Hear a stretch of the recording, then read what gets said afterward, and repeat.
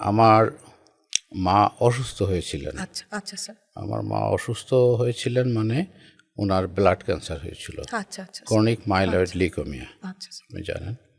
তো তখন নিয়ে দেখলাম আমাদের professor Shamsul Islam sir, so kind of him, আচ্ছা খুব ভালো লোক। আচ্ছা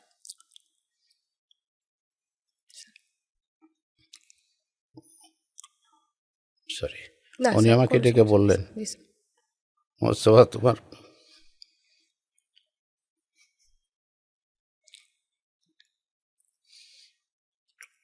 তোমার মায়ের ক্যান্সার হয়েছে। আচ্ছা স্যার। আমি তো এক উপরওয়ালা ছাড়া বাঁচানো কেউ নাই। জি স্যার। তখন তো এত এত জি ওষুধ, স্যার, এত ওষুধ তো এত স্যার তখন টেকনোলজি ছিল না ডেভেলপ স্যার। করে নাই জি তখনও। স্যার, জি আর স্যার। এত মলিকুল, এখন যত মলিকুল আছে ক্যান্সারের জন্য, জি স্যার। এগুলো ছিল না তখন। একমাত্র ট্যাবলেট মাইলেরান, আচ্ছা স্যার। মাইলেরান ট্যাবলেট উনি দিলেন যে এটা খেতে দাও। তো তারপরে পরীক্ষা কয়েকদিন থেকে আমার এক বান্ধবীর রুমে কয়েকদিন থেকে তারপরে বাড়িতে গেল। আচ্ছা স্যার। তো আমার বান্ধবীটা খুব যত্ন করছিল মাকে। আচ্ছা স্যার। আমরা একসাথে পড়াশোনা করতাম। আমাদের তো জানেন লাইব্রেরিতে জি স্যার। ব্যাচ ওয়াইজ পড়তে জি হয়, স্যার, জি স্যার। তা না হলে মেডিকেল জি স্যার, মনে হ্যাঁ, তো থাকে না। আসলে হ্যাঁ, জি স্যার। হ্যাঁ, হ্যাঁ, জি স্যার। একজন পড়ে আরেকজন শুনে, আবার বলতে হয়, আবার করতে হয়।